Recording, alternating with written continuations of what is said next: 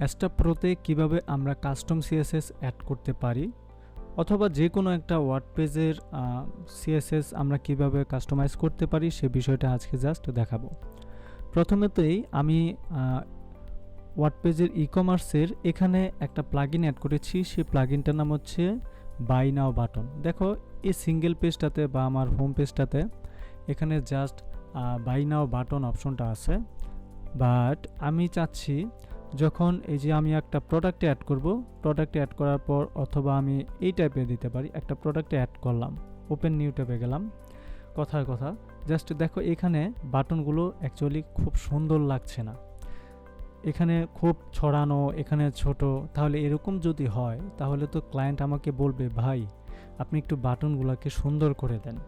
তো তখন তো তুমি এটা পারতেছো না, কারণ এই বাটনটাকে কাস্টমাইজেশন করার মতো দেখো এখানে যেহেতু আমি বাই নাও বাটনটা অ্যাড করেছি, সো এই বাই নাও বাটনের ভিতরে আর কোনো সেটিংস নাই। তাহলে তুমি এখন কিভাবে এই বাটনটাকে একটু সুন্দর করবা, এবং যেই বাই ডিফল্ট যে বাটনটা আছে এটা তো হচ্ছে ডিফল্ট বাটন এই ওয়ার্ডপ্রেসে, রাইট? এটা অবশ্যই অ্যাস্ট্রা থিম। এই অ্যাস্ট্রা থিমের ডিফল্ট বাটনের সাইজ হচ্ছে এরকম।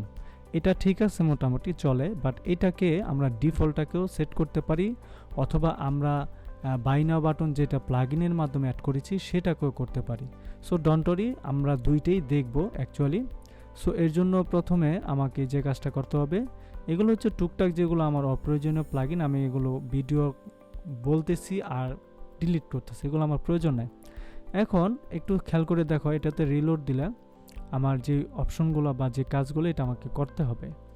এই জন্য আমি এখানে আরেকটা পেজ নেব, duplicate page.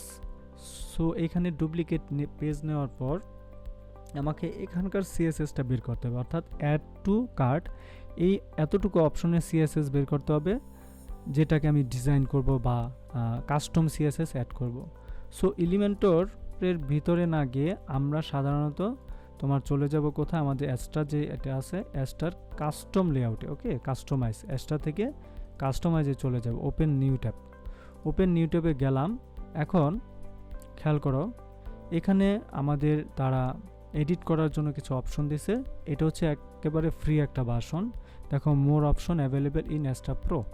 So Astra pro তোমরা ইউজ করতে পারো, আমার ভিডিও ডেসক্রিপশনে এটা লিঙ্ক দেওয়া আছে। সো অ্যাফিলিয়েট মার্কেটার হিসেবে আমি আছি অ্যাস্ট্রা প্রো, এলিমেন্টর প্রো, এবং হচ্ছে তোমার হোস্টেঞ্জার থেকে বা সেখান থেকে আমি তোমরা ইচ্ছে করলেই তোমাদের হোস্টিং প্যানেল কিনতে পারো সাশ্রয় মূল্যে। সো ডন্ট ওয়ারি, আমরা জাস্ট সবার নিচে অ্যাডিশনাল সিএসএস আসবো। আসার পরে এখানে নিচে দেখো এটাকে আমি ক্লোজ করে দিই, লেখাগুলো চলে যায়। এখানে জাস্ট আমরা সিএসএস করব, বাট এখানে সিএসএস করার আগে আমাদের যে কাজটা করতে হবে, ধরো আমরা এখানে ক্লিক করে একটা সিঙ্গেল পেজে ঢুকবো। ওকে, সিঙ্গেল পেজে ঢোকার পরে দেখো বাটনের সাইজ যদি এরকম হয় তাহলে কিন্তু অবস্থা খুব বাজে লাগে, তাই না? সো এর জন্য এটাকে আমরা সিএসএস বের করব। এটাতে ক্লিক করে বা লেফটে যে কোনো একটা জায়গায় ক্লিক করে লেফটে ক্লিক করে ইন্সপেক্ট অপশনটাতে আমরা আসব। আসার পরে ঠিক এরকম একটা কনসোল আসবে আমাদের সামনে। অনেকের ধরো এরকম আসতে পারে, এই যে এরকম, ভয়ের কারণ নাই। এখানে যাও, এই যে স্টাইলে বরাবর বা এই যে এখানটাতে দেখো মাউসটা নিলে এরকম একটা চিহ্ন আসে, চেপে ধরে জাস্ট নিচে নামায় দাও, এতটুকুই। ওকে, নিচে নামায় দাও। এখন আমি একটু নিচে যাব, নিচে যাওয়ার পর আমি এই কোন বাটনের স্টাইল করতে চাচ্ছি, এই বাটনটা, রাইট? সো এই বাটনটাকে সিলেক্ট করব কিভাবে, এখানে দেখো তোমার সিলেক্ট অ্যান এলিমেন্ট নামে একটা অপশন আছে, এটাকে সিলেক্ট করার পর আমি বাটনের উপরে মাউসটা নিচ্ছি। দেখো বাটনের উপরে যখন মাউসটা নিচ্ছি তখন একটা মার্ক হচ্ছে, এটাতে একটা মার্ক হচ্ছে, এই লেখাতে একটা মার্ক হচ্ছে। সো এগুলো হচ্ছে সিএসএসকে মার্ক করার জন্য বা আইডেন্টিফাই করার জন্য অপশন। এবং এখানে দেখো কত কিছু লেখা আছে, button dot single hyphen add to cart, এরকম হাবিজাবি, colour, font, background, margin, padding. So অনেক কিছু লেখা আছে, আমরা এগুলোর দিকে তাকাবো না, আমরা জাস্ট এই বাটনে এই অংশটাতে যে কোনো একটা জায়গায় ক্লিক করব। ক্লিক করলে এখানে দেখবা বা এই যে এখানে দেখবা বাটনের যে HTML কোডটা বা ওয়ার্ডপ্রেসের পিএসপির কোডটা, সেই কোডটা সিলেক্ট করবে। জাস্ট এটাতে ক্লিক করলাম, ডান, এটা সিলেক্ট হয়ে গেছে বাটনে, দেখছো?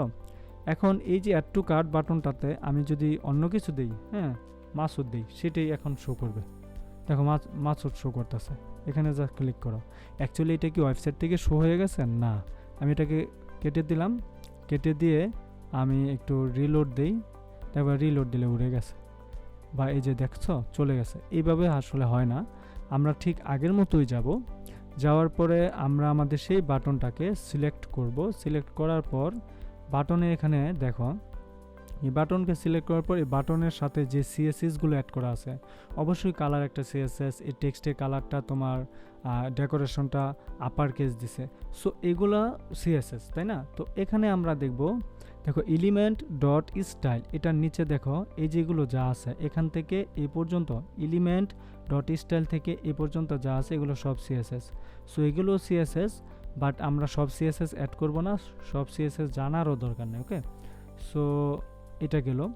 যাওয়ার পরে দেখো আমাদের এই প্রথম থেকে আমরা এখানে দেখো ডট হুকমার্স, এটার মানে কি? অবশ্যই আমরা জানি একটা ক্লাসকে যখন সিলেক্ট করে সিএসএস এ তখন ডট দেয়, তাই না? সো এখানে এই কাজটাই করছে, ডট হুকমার্স। তারপর দেখো এগুলো হচ্ছে একটা তোমার বাটনের নাম, এই যে এত বড় একটা বাটনের নাম, বাটন দ্যাট মিনস হচ্ছে এত বড় প্রত্যেকটা তোমার সিএসএসকে ক্লাসকে তারা কল করেছে। সো এই যে উইথের পাশে, উইথটা দেখো অনেক বড়, এখন এই উইথটাতে ডাবল ক্লিক করে আমি এখানে 20% করে দিই, দেখো ছোট হয়ে গেল না? দারুণ না? এখন যদি 10% করে দিই, দেখো 10%। এখন আমরা এটা পিক্সেলেও রাখতে পারি, সো কোনো ব্যাপার না। আমরা এত কিছু না রেখে আমরা জাস্ট অটো দিব, তো এর জন্য ডাবল ক্লিক করব, এটাতে করে আমরা অটো দিব, অটো দিয়ে দিব, জাস্ট অটো, যতটুকু হওয়ার দরকার ততটুকু হয়ে গেছে, ঠিক আছে? এখন এটা হইলো, বাট এইটা যে হইলো এটা তো আমরা কেটে দিলে চলে যাবে, তাই না? সো এটা চলে যাবে। আমরা এই কোডটাকে, এই যে এতটুকু কোডকে, সরি এই যে হুকমার্সের এতটুকু কোডকে কপি করব, এই যে এতটুকু কোডকে সাবধানে কপি করতে হবে, কপি করে নিলাম।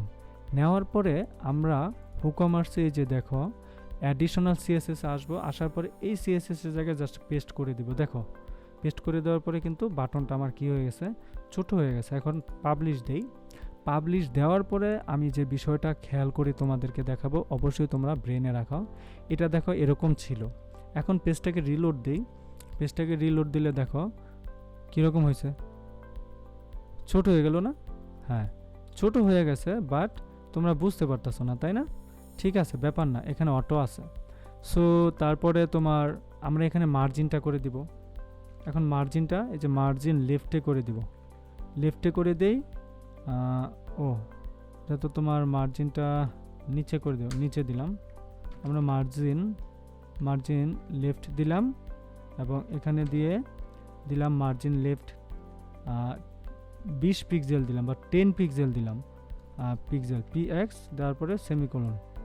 ওকে, দেখো 10 পিক্সেল বোঝা যাচ্ছে না। এখন যদি 20 পিক্সেল দেই, সো 20 পিক্সেল দেই, এটা লেফটে দিছি। সো লেফটে দিলে কি হবে, লেফটে দিলে তো এই দিকে কমবে, সো আমরা লেফটে দিব না, কোথায় দিব, রাইট, RIGHT, রাইট। ওয়াও, ডান। এখানে দেখো মার্জিন কিন্তু একটা হয়ে গেছে 20 পিক্সেল, রাইট? সো মার্জিন তো আমি 20 পিক্সেল দিলাম।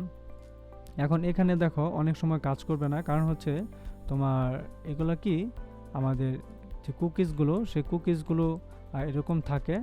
সো ডোন্ট ওয়ারি, ব্যাপার না। আমরা মূল ওয়েবসাইটে যাব, মূল ওয়েবসাইটে গিয়ে আবার জাস্ট এটাতে ক্লিক করব, এখন দেখব ঠিক আছে। কারণ কি এতক্ষণ তোমার ওই যে ওয়েবসাইটের যে কুকিজগুলো স্টোর করে আছে, তো আর রিলোড দেওয়ার পরে কাজ করে নাই। সো এইভাবে করতে হলে দেখো অ্যাড টু কার্ট চলে আসছে এবং অটো দিছে। অটো দ্যাট মিনস হচ্ছে যতটুকু জায়গা পাবে সে ততটুকু সে নিছে।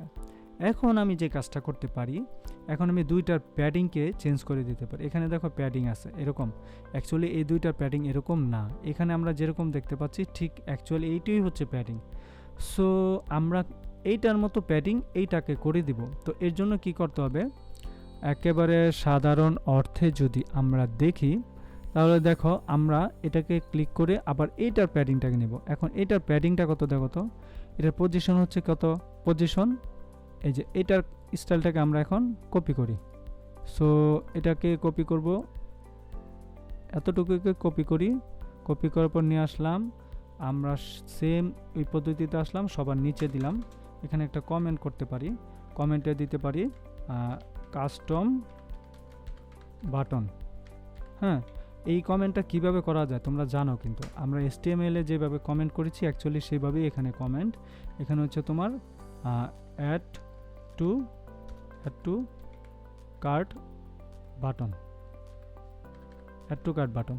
সো বোঝাই যাচ্ছে এখানে নিচে আমরা যেটা দিব এটা হচ্ছে এটার, বাট এখানে কিন্তু কোনো CSS কাজ করে নাই। সো এর জন্য আমাদের উইথটা এখানে দেখো উইথ দিয়ে দিছে অটো, এবং পজিশন দিয়ে দিচ্ছে এখানে কত, এটা কিন্তু পজিশন দিছে, বাট এখানে আমরা পজিশন রিলেটিভ দিছি মানে কি এটার পাশে বসবে। সো এটা দিতে পারি। এখন আমরা এটাকে মার্জিন দিব বা প্যাডিং দিব। ওকে, সো প্যাডিং যদি দেই, প্যাডিং আমি দিচ্ছি এটাতে প্যাডিং, তারপরে সেমিকোলন দিয়ে অটো দিয়ে এতটুকু দিলাম। এখন রিলোড দেই, রিলোড দিলে দেখবো এখানে অ্যাকচুয়ালি কোনো কাজই হচ্ছে না। কারণ কি জানো, এখানে দেখো আমরা কিন্তু প্যাডিংয়ের বিষয়টা এখানে শেয়ার করি নাই, ঠিক না? সো ডন্ট ওরি, এখানে দেখো অনেকগুলো CSS এখানে আছে। সো এত CSS থাকলে কি কেমন না বিষয়টা? সো এত CSS যদি থাকে তো সেই ক্ষেত্রে আমাদের কি করা উচিত একটু খেয়াল করো। আমরা দেখো এখানে প্যাডিংটা নিয়েছি তোমার ধরো 20 পিক্সেল দিয়ে, 20 পিক্সেল দেখো হয়ে গেল কিন্তু 20 পিক্সেল, দ্যাট মিন্স উপরে নিচে, তাই না? তারপরে যদি তোমার আমরা 20 পিক্সেল না দিয়ে প্যাডিংটা দিব 10 পিক্সেল, 10 পিক্সেল দিলাম, ঠিক আছে? এবং 10 পিক্সেল দেওয়ার পরে আপডেট দেই, একটু এটাকে হাইড করি, দেখো কীরকম লাগে, মোটামুটি কিন্তু চলে। এখন আমি এটাকে 12 পিক্সেল দিতে পারি, 12 পিক্সেল দিলে বেশি হয়ে যায়, 11 পিক্সেল দেই, দেন বাই নাও বাটনটা পাবলিশ দেই। এখন একটু হাইড করি, দেখো এরকম লাগছে। এখন কিন্তু দারুণ একটা অনুভূতি আসতেছে। ঠিক এই সাইডটাতে আমরা যদি একটু রিলোড দেই তাহলে দেখবো কি বলো তো, ওয়াও ডান। এখন কিন্তু অস্থির একটা লুক হচ্ছে, অর্থাৎ কাছাকাছি এটা আছে, সুন্দর। এখন যদি আমরা বাই নাওতে যাই, সরাসরি বাই নাও বাটনে চলে যেতে পারি, এরকম আসবে। সো ডোন্ট ওয়ারি, ব্যাপার না। আবার যদি এরকম করি, ধরো আমরা এখান থেকে রিলোড দিলাম, সো রিলোড দেওয়ার পরে আমরা এই যে বাই নাওতে গেলাম, বাই নাওতে গেলে দেখো এখানে আমরা সরাসরি দেখতে পাচ্ছি বাই নাও। জাস্ট আমরা আমাদের ইনফরমেশনটা দিতে পারি, এখানে 30 টাকা আমরা আমাদের ইনফরমেশনটা দিয়ে দিলাম, দেন এরকম আসলো, প্লেস হোল্ডার দিলাম, সেভ অ্যাকাউন্ট, ওকে ডান, একটা অর্ডার হয়ে গেল। কিন্তু খেয়াল করো বাই নাও দেওয়ার পর এখানে কিন্তু কোনো অ্যামাউন্ট যুক্ত হয় না, কারণ হচ্ছে কি আমরা সরাসরি এই প্রোডাক্টটা বাই করতেছি। সো অ্যামাউন্ট এখানে যুক্ত হওয়ার কোনো কারণ নাই, তাই না? আমরা যদি আবার যাই আমাদের মূল ওয়েবসাইটের ফ্রন্ট পেজে, এখান থেকে আমরা এই যে হ্যান্ড স্যানিটাইজার এটাতে গেলাম, যার পর অ্যাড টু কার্টে ক্লিক করলাম। অ্যাড টু কার্টে ক্লিক করার পর দেখো বাটন কিন্তু কোনো খুব আহামরি চেঞ্জ হয় না, যা আছে তাই, এবং এখানে 15 অ্যাড হয়েছে। সো সব কিছুই আমরা আমাদের মতো করে করতে পারি। এই বাটনের কালারটাকেও আমরা চেঞ্জ করতে পারি। সো বাটনের কালারটা কিভাবে চেঞ্জ করে সেটা অ্যাকচুয়ালি আজকে আর দেখাবো না, আমরা কাস্টম CSS এর মাধ্যমে করে ফেলেছি। সো এটা খুব স্ট্যান্ডার্ড। এখন আমরা যদি মোবাইল মোডে দেখি, এটা এরকম, তারপরে দেখো মোবাইল মোডে যদি দেখি, মোবাইল মোডে কিন্তু খুব সুন্দর নাই, মোবাইল মোডে সুন্দর নাই কেন খেয়াল করো, ছোট এটা পাশাপাশি। এখন ডেস্কটপ মোডে দেখো ঠিক আছে, এবং ট্যাবলেট মোডে ঠিক আছে, বাট আমি যখন মোবাইল মোডে যাচ্ছি খুব বাজে লাগতেছে, তাই না? সো এর জন্য আমাকে যেটা করতে হবে, আমার এই বাটনটাকে আমি একটা মার্জিন দিতে পারি, অথবা এইটাকে দিতে পারি, যে কোনো একটাকে। ওকে, আমরা নিচেরটাকেই দেব। নিচেরটাকে যদি আমি দেই মার্জিন কোথায় দিব, অবশ্যই বটম দিব, দেন কোলন দিব, তারপরে এখানে 5 পিক্সেল দিচ্ছি, 5 পিক্সেল দিচ্ছি। দেখো খুব বেশি চেঞ্জ করার দরকার নেই। ওকে, দিলাম, দেওয়ার পরে দেখো এখানে কিন্তু একটা গ্যাপ হয়ে গেছে। এখন কিন্তু মোবাইল থেকেও আমরা সুন্দর একটা স্ট্যান্ডার্ড ডিজাইন পাবো। ওকে, সো সেক্ষেত্রে আমরা এটা করতেই পারি। এখন আমরা দেখো মোবাইল মোডে যদি যাই, মোবাইল মোডে গেলে ঠিক এরকম, তারপরে যদি আমাদের ট্যাব মোডে আসি এরকম, এখন ফোনের যেই এটাতে যাই, খুব অস্থির একটা লুক আসছে। সো ডোন্ট ওয়ারি, কোনো ব্যাপার না, আমরা প্রত্যেকটা জিনিসই স্টেপ বাই স্টেপ শিখবো। তোমরা জাস্ট আমার ইউটিউব চ্যানেলটাকে সাবস্ক্রাইব করে লেগে থাকো, ওয়ার্ডপ্রেসে যত খুঁটিনাটি বিষয় আছে প্রত্যেকটা তোমাদেরকে আমি স্টেপ বাই স্টেপ দেখাবো। এত আহামরি কোনো কিছুই নাই, আমরা জাস্ট CSS, হালকা পাতলা জাভাস্ক্রিপ্ট, টুকটাক এগুলো আমরা জানলে হবে, যেহেতু সিএসএসটা হচ্ছে মোস্ট ইম্পর্ট্যান্ট। এখানে এসটিএমএলও করা যেতে পারে, কোনো ব্যাপার না, আমরা এভরিথিং ইজ অল ডান করে দেব। Thank you so much.